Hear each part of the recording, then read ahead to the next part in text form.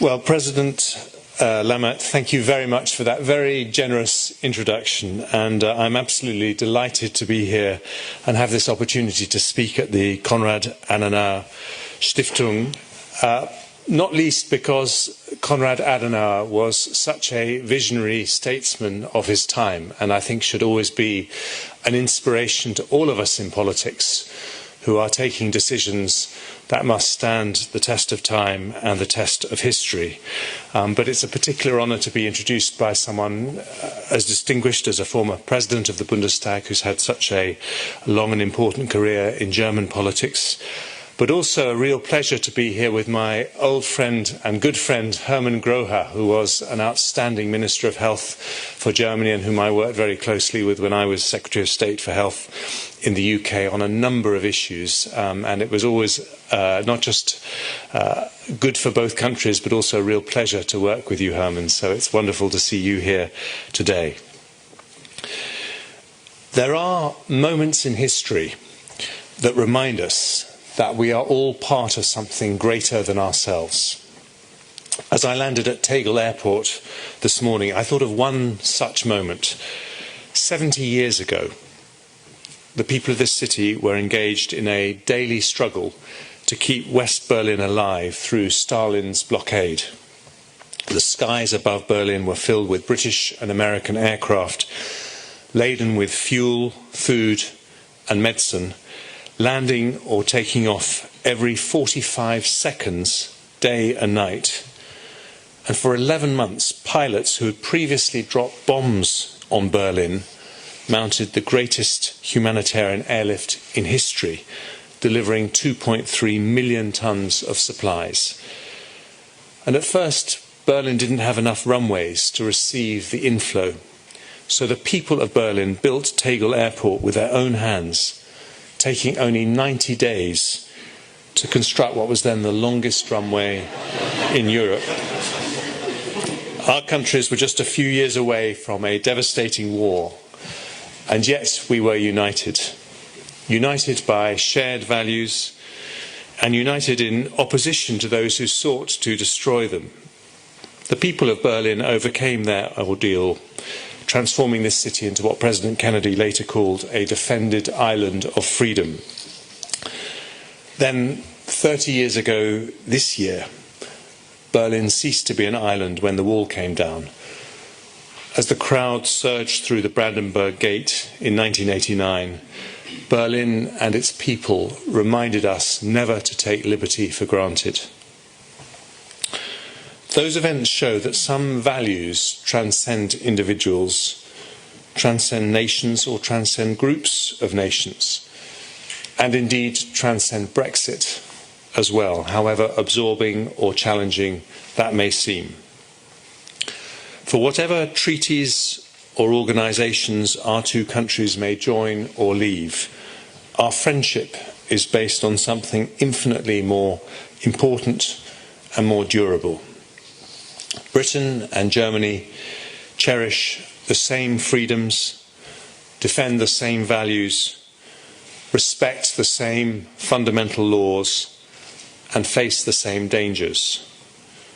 We are bound together not simply by institutions, but by the beliefs that inspired the creation of those institutions: democracy, openness, equality before the law, regardless of race, class, gender or sexuality.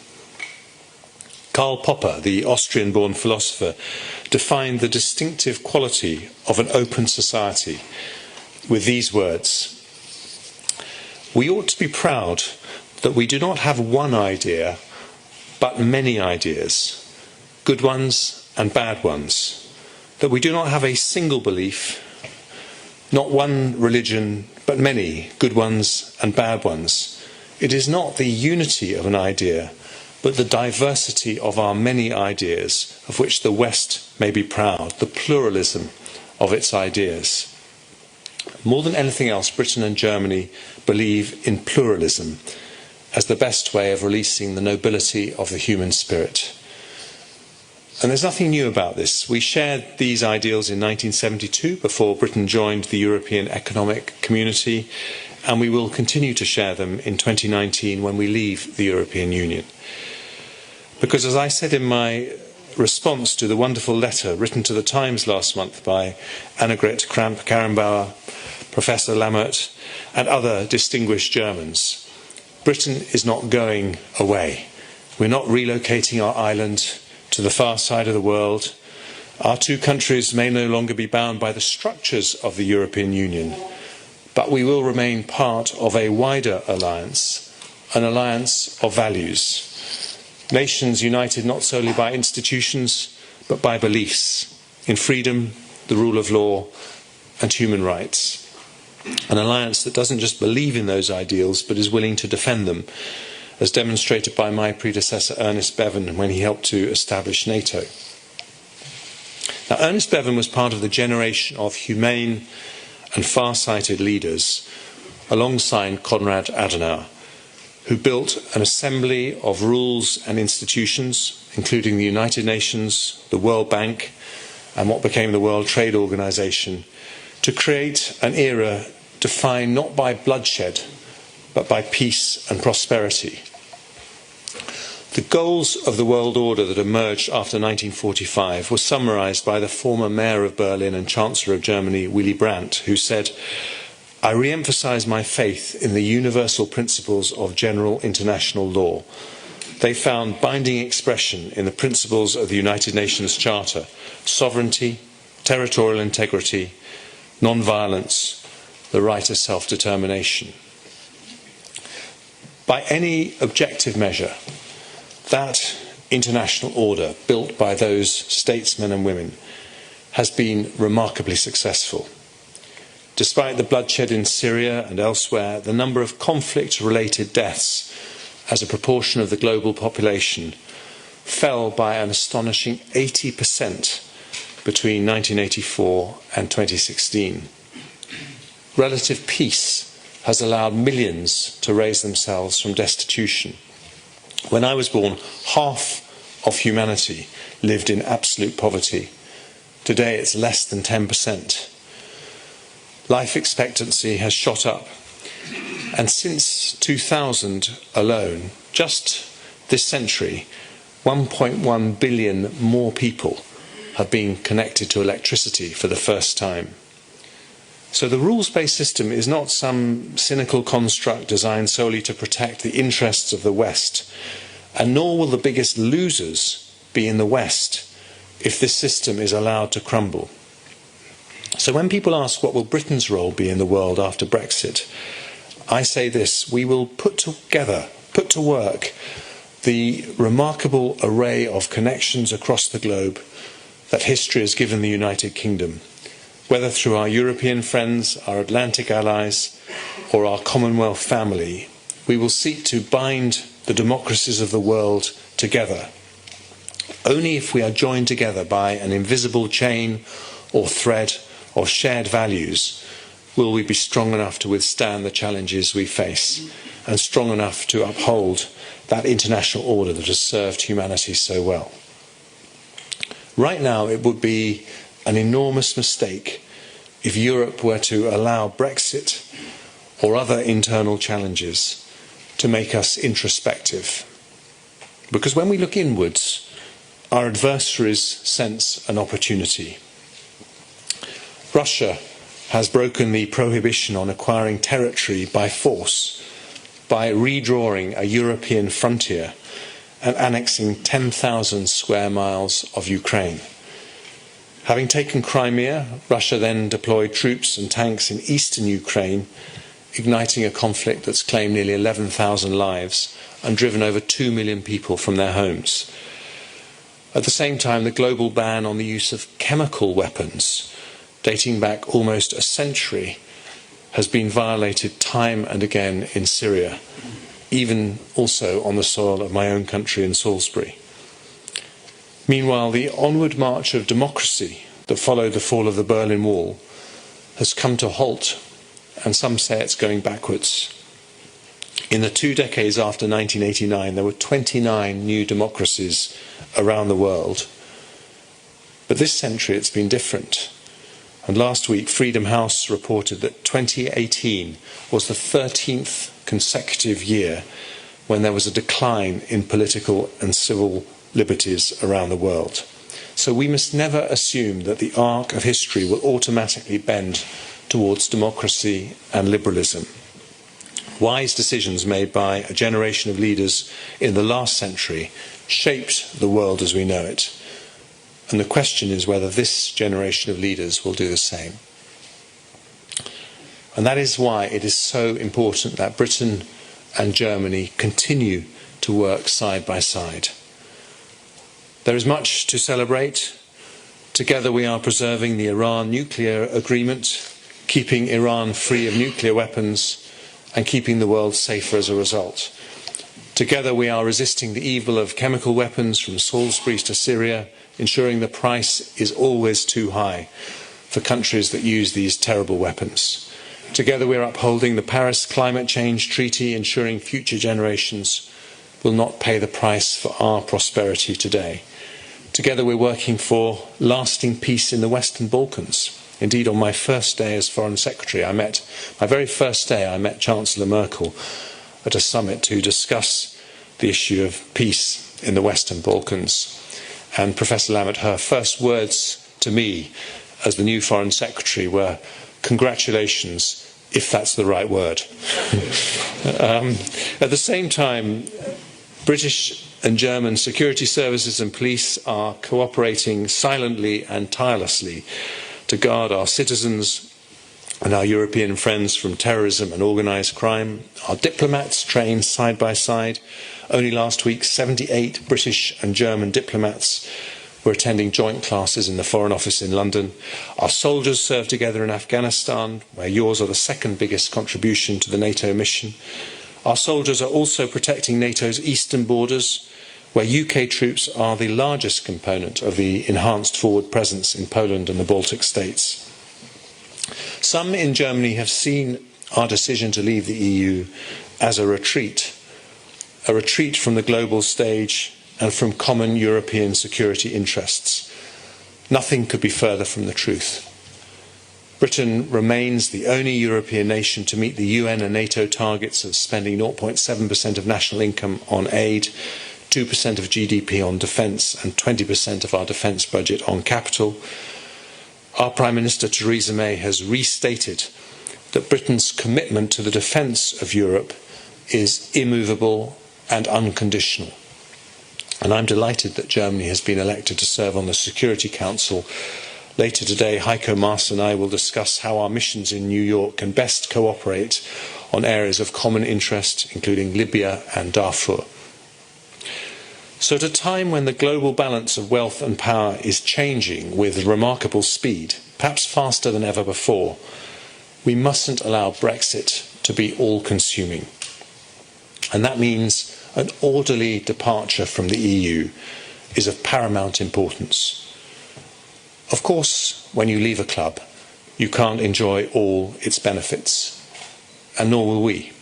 After Brexit, the UK will no longer be part of the councils of the EU, will no longer have a say or vote in European directives or laws.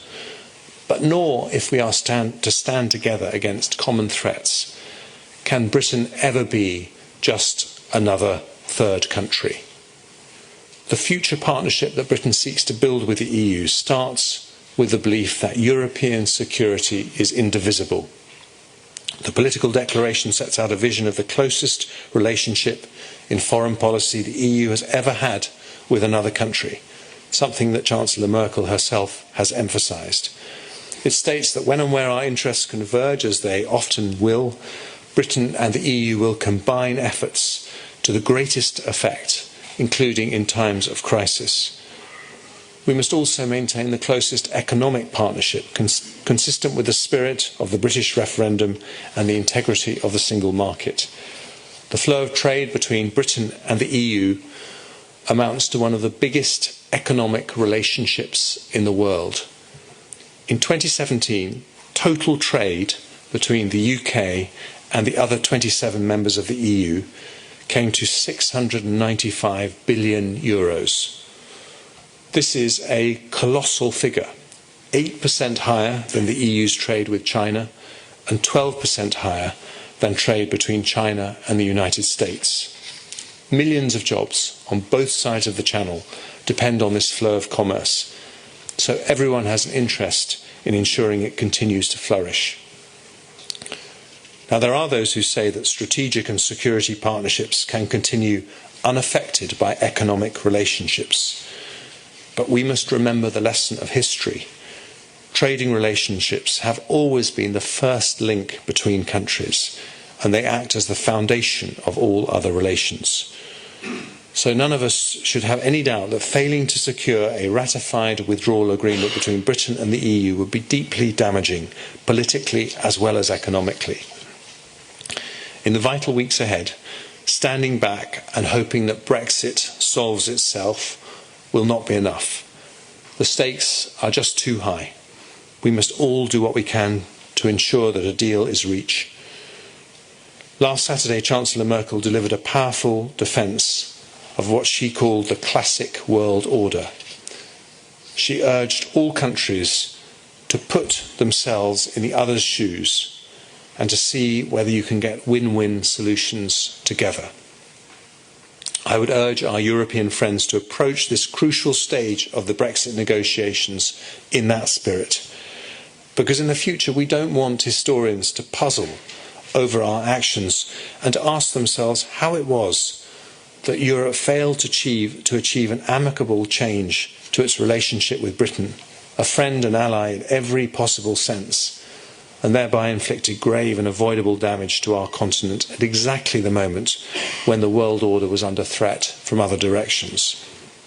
Now is the hour for the generous and far-sighted leadership of which Chancellor Merkel spoke, if we are to secure the future of a world order that has allowed both our countries to enjoy the peace and prosperity that eluded our ancestors, if we are to avoid, in Chancellor Merkel's phrase, falling apart into the pieces of a puzzle, then achieving a smooth and orderly Brexit is profoundly necessary.